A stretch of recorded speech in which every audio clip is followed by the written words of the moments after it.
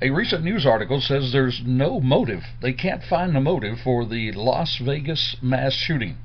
However, on today's Charlie Show, we've solved the mystery. We're going to share the motive of the Las Vegas shooting. This and much, much more right here on today's Charlie Show.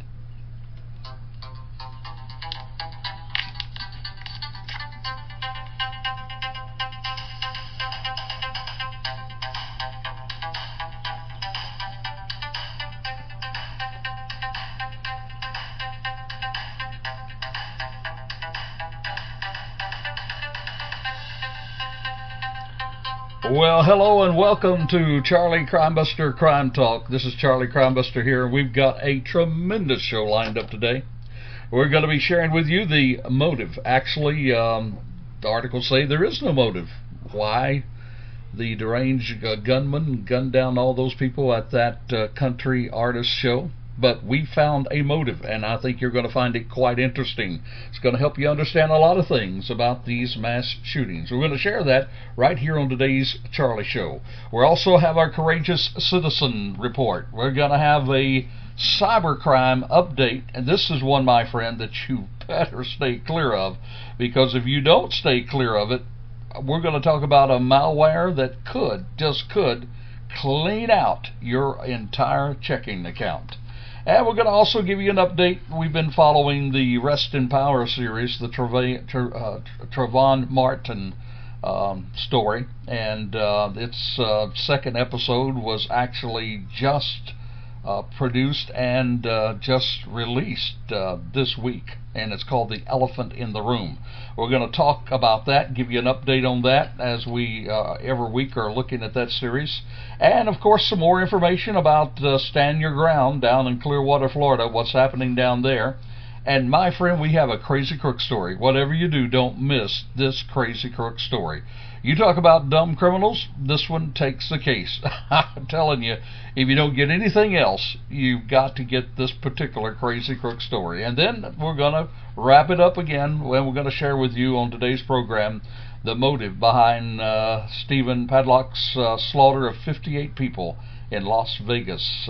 And even though it's a mystery to many, I think we have some answers for you. So this and a whole lot more right here on today's Charlie Show. First, let me say, if you have missed any of the broadcasts, any of the episodes, you're welcome to go back and look at our top episodes, and you can find them right there on the Charlie Crimebuster website. And that's just charliecrimebuster.com, charliecrimebuster.com. And you'll see some of the top programs there. One of the top programs, believe it or not, was the program we did on Bill Cosby, and we call it From Hero to Zero. That one is there. You're going to find some other programs like Stand Your Ground, 5 things you may not know about Stand Your Ground, and then a very popular one on carjacking and how you can keep from being carjacked.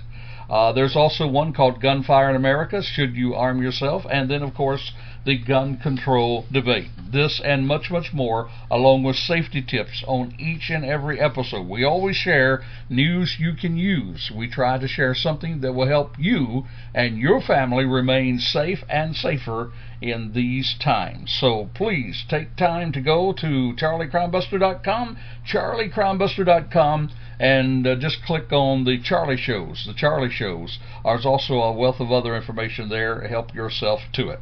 All right, my friend, it's time for our Courageous Citizen story. Courageous Citizen story.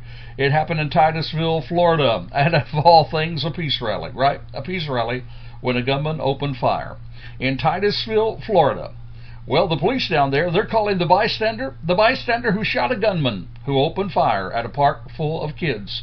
On this past Saturday, they're calling him a hero. You see, on Monday, police said they're not releasing the names of those involved, and they said the citizen who returned fire on that suspect, that citizen will not be facing charges. It was, I guess, Bill Amos, the sergeant down there, said, and this is a quote from him, the park was filled with families and children at that time. It was an active shooter situation for him, and he was trained enough to deal with it, and he did. Just as simple as that. Well, this past Saturday around 5:30, apparently this gunman, the accused gunman, got in a fight with somebody else of all things, a Peace in the City rally. Yep, a Peace in the City rally. They got in a fight. I heard this guy left, came back, maybe went to his car somewhere, and he had a gun. And then the gunman opened fire at the park filled with families. Now, they did catch that shooting on camera, and in that particular one, it was streamed on Facebook. Don't know whether it's there or not today, but it was streamed on Facebook Live. And in that video, children were seen. They were seen actually running from bounce houses, screaming, even losing their shoes as they ran. A horrific time, terrible, terrible time. And then Amos said then, this citizen, this courageous citizen, he confronted the gunman, and by confronting that gunman, he saved lives. He saved lives. This citizen had his concealed weapons permit. The report goes on to say that the suspect, the shooter, the gunman, was confronted by the concerned citizen. They call him concerned citizen. We call him on Charlie Crime Buster a courageous citizen. The courageous citizen saw this man, and he confronted him, and then this man, the suspect, pointed a firearm at him. So the courageous citizen took action to his own hands and shot the perpetrator. That's what Amos said. And here's again a quote from Amos. It's a miracle. It's a miracle. That's all that you can say, is that it is a miracle. Here's another courageous citizen that we want to salute on the Charlie Crime Buster Show. Now, Titusville Police said that suspect, he's in critical condition, and they expect to release reports of the shooting and the 911 call later on this week. So there in Titusville, Florida, a courageous citizen, unnamed. He's unnamed. They did not give his name, protecting his privacy. But we want everybody to know that whoever that person was, we consider him a Charlie Crime Buster courageous citizen. Courageous citizen. If you have some courageous citizen stories that you'd like to see shared on the broadcast, you'd like to make us aware of it, give us an email at charliecrimebuster.com, charliecrimebuster.com, place for you to leave your comments and to reach us there. We would appreciate hearing from you. Always love to hear from our many, many wonderful listeners out there. We appreciate each and every one of you, I can assure you. Some of the folks are taking the time to share the broadcast with others, and we do appreciate that, because we're just getting the word out, trying to keep people safe, and you can help us do that. All right, time for cybercrime. We try to share cybercrime on the broadcast, and this is a malicious bank bot malware. Now get this one. Now listen to me. Don't miss this one. This one can be found hiding in the flashlight or the solitaire apps. You like to play solitaire? Who doesn't like to play solitaire? Most of us do. And yet in those apps there's found some malicious bank bot malware. Let me tell you about it. Well, security researchers, they've discovered again that bank bot banking malware has once again snuck into Google Play Store, and they found it there hiding in what some people would say trustworthy apps like the flashlight and the solitaire apps. Now, they first found this a couple months ago, and it had been concealed in various flashlight and solitaire apps. Some of those apps included, according to this particular article, it says some of those included the tornado flashlight, a lamp for darkness, and the sea flashlight. Tornado flashlight, lamp for darkness, and the sea flashlight. That's at least 3 of them that they have found it in.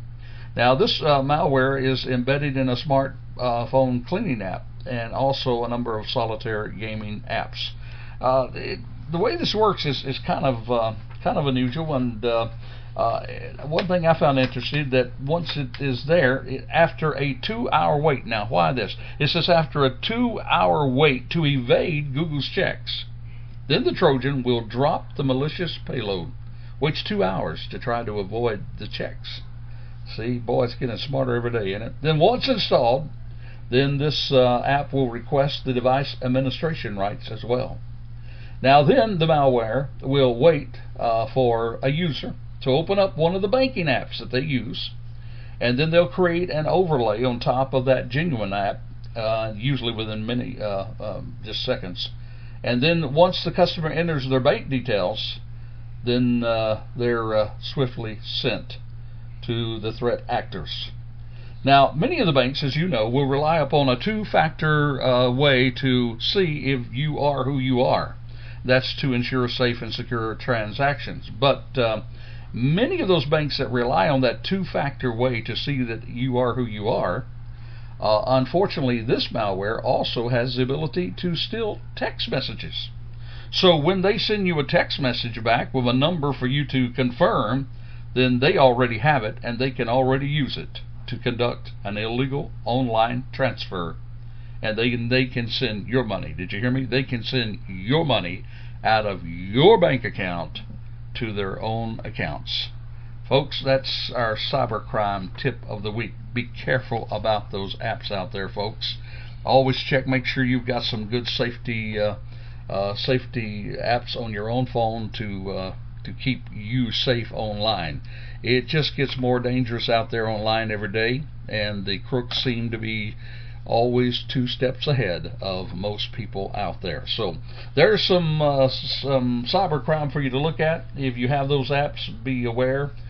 Be aware of any app that you put on your phone. You need to make sure that you're keeping yourself safe, your money safe, your family safe, and that's a great way to do it, by staying up. And by the way, on most all of our Charlie episodes, we share a cybercrime tip. I hope this one has been helpful to you. So watch out for cybercrime out there. Well, just down the road from us, we're living up here in the Central Florida area, but down the road from us, in the beautiful, beautiful town of Clearwater, Florida, they're having some, well, a lot of controversy down there. If you've been keeping up with the news, and if you've been keeping up with the Charlie Show, you know that some time ago, just a few weeks ago, there was an altercation in a convenience store. In fact, I've been to that convenience store, believe it or not. And at that particular convenience store, they were arguing over a parking spot. Then the man comes out of the store, pushes the other gentleman down, and then this gentleman shoots him. And so, ladies and gentlemen, it's really kind of heating up down there in Clearwater, Florida. Yep, kind of heating up down there, as you can imagine. In fact, it's Michael Drake, who did the shooting. They want him locked up. He shot Marcus McLaughlin, and they're all wanting him locked up. But the sheriff down there says that it looks like it's stand your ground. Looks like it's self-defense, and a lot of people are not very happy about that. In fact, there were a couple of rallies there the past week, and they were calling for justice. Justice is what they're calling. And here comes Al Sharpton. Al Sharpton came down, led one of the rallies, and it was held at the St. John Primitive Baptist Church in Clearwater. And then in other places, Black Lives Matter marched through the streets, and they were all calling for change. And they want change in the law, the Stand Your Ground law. And if you want to know more about the Stand Your Ground law, then again, go to charliecrimebuster.com, and you can click on the episode 5 Things That You May Not Know About Stand Your Ground. 5 things you may not know about Stand Your Ground. Sharpton really got folks pretty well riled up down there. And, you know, they basically are calling, of course, for immediate arrest. Let me just go on to look at the article. Here's what the article says. In fact, he says, this is a quote from Reverend Sharpton. He said, "It's not the sheriff's job to determine whether Stand Your Ground applies.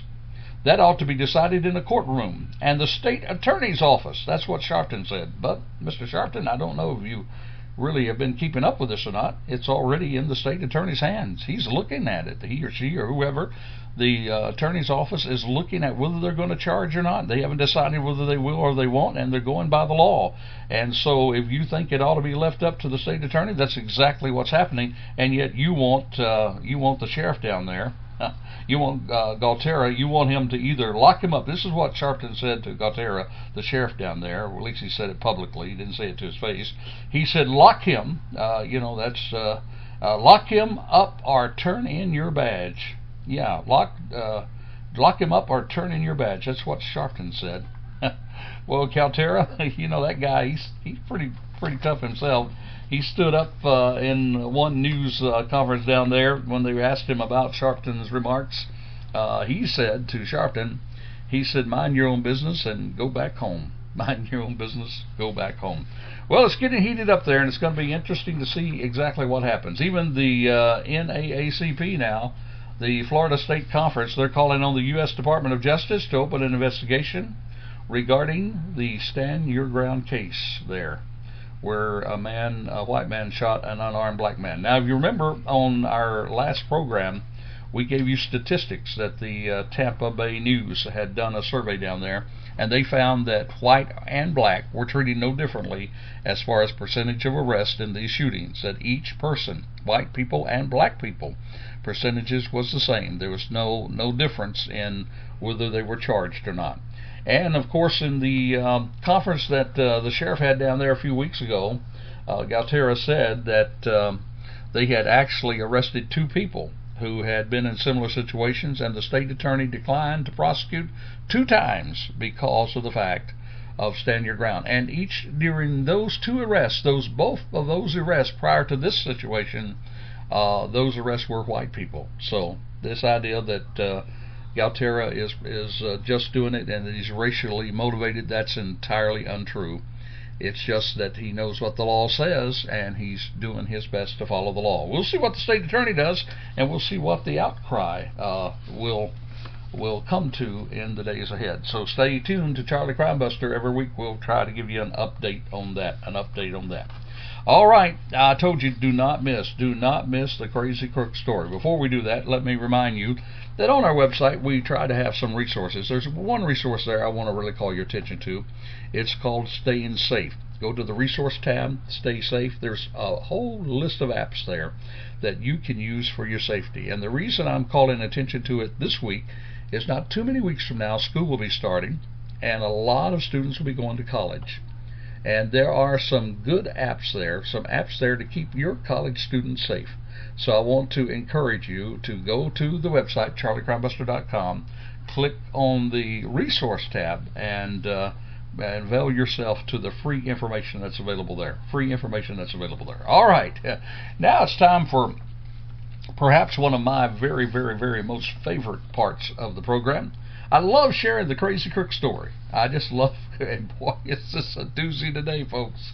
It is a doozy. Just recently happened. A man by the name of Rob Bertrand there, he got a voicemail, said that his business was broken into. Now, stay with me. This is just not any business. Not just any business, because this man happens to have, he has an escape room, right? Someone had broken into his Vancouver, Washington escape room, which is an interactive choose your adventure game where customers are locked inside, and then they have to find clues that will lead them out. And Bertrand there really loves doing this. In October of 2016, they opened their first room. It was called the Kill Room, and it was blood splattered, designed to look like a serial killer's basement hideout. I bet you already know where this is going, don't you? Yep, you got it. A guy broke into that room and couldn't get out.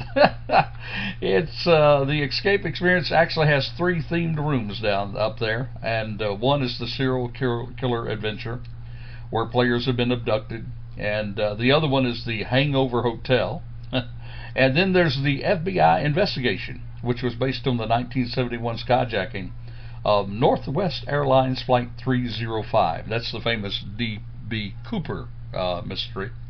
And in all the scenarios, the players were trapped, for about 60 minutes. Now the goal, of course, you escape by successfully completing a series of riddles that will help you escape. But apparently this guy who broke in, he didn't know that, and he didn't know where he was. Can you imagine breaking into a room like the serial killer's room? It goes on to say, the story tells us that Clark County Deputy Sheriff Rob Turnus, he said when the couple showed up, he pointed to one of the police cars, and he says that there was a man with cropped hair, slightly unkempt goatee, sitting in the back seat. He was rambling incoherently. Apparently it just really messed up this guy to break into that business. You see, he broke into the business, got scared, and then he called 911 on himself. Did you get that? Called 911 on himself. In fact, the police said the intruder unsuccessfully attempted, first of all, to enter through the back door using a metal pipe. He then allegedly broke through a bathroom wall, and he climbed into an electrical closet, and then he toppled over a set of lockers. And then, based on an audio recording now from inside the business, authorities believe the man then snatched up a non-working phone. Of course, you know, this is an escape room. He snatched a non-working phone. He got a television remote, and then he got a can of beer from the fridge and wandered into the creepy, unlit room. Now, although the kill room, it is equipped with a panic door that's always unlocked, well, it appears that the burglar freaked out before using it. According to the caller ID system, he called 911, get this, 4 times. 4 times he called 911 from inside the escape experience. He says then the man, who was Rye Wardlaw, 40 years of age, was on the premises. This guy was so tore up about this that he didn't even run when he finally got out. He was still there on the premises, and he was taken in custody, and he confessed to the crime. Just get me out of here, I guess is what he was saying. Well, Wardlaw's been charged with second-degree burglary. He's scheduled to appear in court soon. And the damage was about $1,500. And according to the Bertrand, he said, well, you know, Sunday morning was really pretty happy, pretty funny when we thought about it all. So here's a guy. He is the crazy crook, Charlie Crimebuster Crazy Crook. This gentleman who breaks into an escape room, can't get out, calls 911 4 times. Can you imagine this guy? Now let me once again explain this real quick. The kill room, blood splattered, designed to look like a serial killer's basement hideout. This guy got so tore up that he called 911 4 times. That is our crazy crook of the week. The crazy crook of the week. All right, let's get to our main story now. A report just released talks about the terrible slaughter of 58 people in Las Vegas Route 91 Harvest Music Festival. And according to this article, but now remember, we believe we have the answer, so hang in here with me, will you please? Hang in here, because I think this will help you understand a lot about crime. But it says, according to them, they say that they cannot find the motive. They cannot find the motive. Now, what the sheriff out there said, Joe Lombardo, he says this. He says, what we have been able to answer the questions of who, what, when, where, and how. He says, what we have not been able to answer is the why. The why. Why did this man commit this act? Now, Paddock, he fired about 1,057 rounds into the crowd. That was between the hours of 10:05 p.m. and 10:16 p.m. Police entered his room 52 minutes after the first shots were fired. And then they found Paddock, 64 years of age, dead on the floor of his hotel room in what appears to be a self-inflicted gunshot wound to the head. Now, this report marks the end of a 10-month investigation. They did conclude that he acted entirely alone. That's despite early reports of multiple shooters in different locations. But there's no evidence to support that. There's thousands of hours of digital media that was reviewed, and interviews were conducted. In fact, there were 2,000 investigative leads, 22,000 hours of video, 252,000 images obtained, and approximately 1,000 served legal processes. And yet nothing was found. Nothing was found to indicate the motive on the part of this man. And that, of course, they again say he was actually acting alone. Now, they did find 14 bank accounts associated with him. In September 2015, he had about $2 million. In September 2017, that had decreased to about $530,000. They found 23 weapons inside his room, multiple rifles, some with scopes, and one rifle, of course, with the bump stock. You remember that could almost be an automatic type weapon. Well, they said they could not find a motive, but I believe we found it, folks, and I want to share it with you today on today's Charlie program. Actually, I don't take credit for this.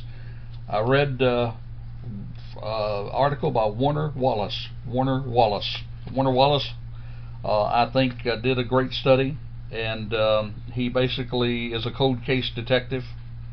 He's a senior fellow at the Colson Center for Christian Worldview and author of Cold Case Christianity. And he writes this. He says he began investigating high-profile murders in Los Angeles County. He chronicled the motives for every homicide that occurred in the region. And he says, he goes on to say, you may think there's a million reasons why, but he says, really, there's only three. Only three reasons why people kill. And certainly you can find this to be true right here in the Las Vegas shooting. Here are the three reasons. Are you ready? He said, human misbehavior is motivated by three. 1, financial greed. 2, sexual or relational lust. And 3, the pursuit of power. Did you get that? Financial greed, sexual or relational lust, and the pursuit of power. You may even say, is there a fourth category? He says there's not. He said even jealousy, anger, you can always ask the question, what's causing the jealousy? What's causing the anger? And you always get back to those three answers: financial greed, sexual or relational lust, and pursuit of power. He gives some examples in his article. He goes back to the last school shooting in Texas, Santa Fe, where Shayna Fisher, she was pursued by the accused killer, and that was after she had rejected him. So you go back to that very thing of relationships there. So let's look at it from that way. I believe that the thing that really motivated this madman Paddock was simply control. He wanted to control. He's 64 years of age. He's finding life passing him by. He's losing money. He feels kind of out of control, but he says, I'm going to take control. First of all, I'm going to get power. I'm going to get power because these stars, these actors, they have power over people. They have sway over people. The music had sway over people, had control over people. But I'm going to have more control. I can control more than music. I can control these people at this concert. I can send them running. I can send them to their death. I am almost God because I can make up my mind who's going to live and who's not going to live. And he not only can control others, but here's the biggie, I think, with him. He wanted to control his destiny. He wanted to be famous, control his destiny, and he even wanted to control his death. You see, he wasn't going to let someone else kill him. He wasn't going to die of old age. He wasn't going to let disease get him.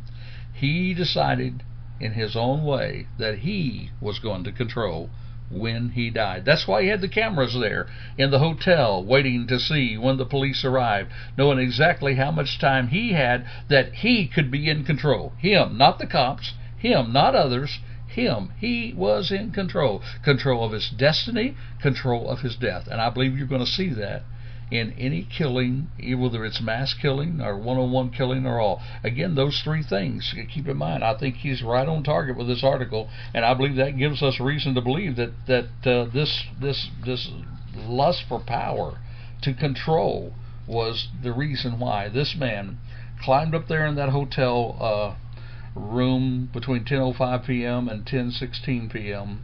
and he fired 1,057 rounds. Because he was in control. He was the God. He even decided how he was going to leave this life. So keep in mind, this is, I think, very good information when you look at it. The three reasons why people kill. And again, that is for financial profit, for just greed, for either relational or sexual lust. If I can't have you, in my life, nobody else is going to have you in my life. That's where you see murder-suicide. And by the way, we do have a entire program on murder-suicide that kind of goes in the same direction. If you want to see it, go to our website and look at the murder-suicide episode, and you'll find it there. So here is the reason. Here's the reason why this man destroyed so many lives on that day. Well, this is Charlie Crimebuster, and this has been a Charlie Crimebuster Crime Talk. Today, we talked about some cybercrime that you need to be alerted about. We laughed with the Crazy Crook story, and we also gave you an update on what was happening. One last thing real quick. I told you that we were going to be following the series Rest in Power, and we have been following that series. And three quick takeaways on that series that aired just last night as we are doing the broadcast today. The episode Rest in Power, the Trayvon Martin story, they were talking about three things last night that I want to share with you as we wrap it up. It was called The Elephant in the Room. The Elephant in the Room. And of course the story was about exposing racial injustice President Obama's remarks created a political divide, and Martin's parents endured attacks on their son's character as they continued to fight for an arrest. That was the descriptive verbiage on last night's episode called The Elephant in the Room. Three things quickly I want to mention. First of all, Sanford, Florida was misrepresented. I cannot tell you how terribly it was misrepresented. And I know because I lived in Sanford, Florida when this took place. You see, the injustice that they showed there was not the norm today in Sanford, nor was it the norm when Zimmerman and Martin met on that fretful night. You see, just like the previous week's episode where they tried to reference the gentleman, the young man, the teenager who was lynched in Mississippi back in the 50s, that's not in concurrence with a courtroom in Seminole County back during the time of the trial here in 2012. And today's elephant of the room, there was a similar reference. They had a reference to Rodney King, and you saw those white cops all out there banging on Rodney King, which was a terrible injustice. And there's nothing worse than a crooked cop, and every one of those cops deserved penalties for what they did. They deserved punishment for what they did to Rodney King. However, you cannot compare the police and Rodney King and how the police handled this situation in Sanford, Florida. It's just an unfair comparison, totally unfair comparison. Sanford's a beautiful town, and there's wonderful folks there. The police department there, folks to point them and say that they were just like Rodney King's situation, it's just unfair. There's some great people in Sanford, Florida, and there are people who believe in justice for everybody, and there are wonderful people who abhor what happened in the 50s and the 60s, both in Sanford and all over the country during that time. The other thing, they introduced the witness, Rachel Gentile. She was called their smoking gun. That's when they got up and said, all right, now, there's a reason for an arrest because there was somebody on the phone with Trayvon Martin when this took place. Somebody on the phone. And that really, they said that's the reason why Zimmerman should be arrested. However, that someone on the phone just relayed back what she claimed to have heard. And according to her, when she was on stand, she said that Martin referred to Zimmerman as, get this, quote, a creepy ass cracker. Now, that's their words, not mine. Creepy ass cracker. So there was maybe some racial intones, but those racial intones came from Martin, not necessarily Zimmerman at that time. And then when she was on the witness stand, this witness stand that was the smoking gun actually turned into a boomerang, because she imploded on the witness stand, and she did far more harm to the prosecution than help. I believe we all can say there. And President Obama, who was quoted as saying, well, he could have been my son. Well, after the verdict, this is what the president said. President Obama said, we are a nation of laws, and the jury has spoken. We're a nation of laws. They had the day in court. The jury was spoken. And so they didn't play that part of it for some reason. But that's what I get. Sanford, Florida is a great town. And the witness imploded, became a boomerang. And President Obama, even though he said that Martin could have been his son, and certainly I do agree that there are times when people are treated unfairly, but I'm not seeing that in Sanford, Florida. And be your own judge. There'll be another episode next week. You can take a look at it. Then we can talk about it right here on the Charlie Crime Buster program. Till this time next time, this is Charlie Crime Buster, inviting you to join us at charliecrimebuster.com to get some safety information to keep you and your family safe. And for all purposes, please, please, please, please, please be safe out there. The life you save, it just might be your own.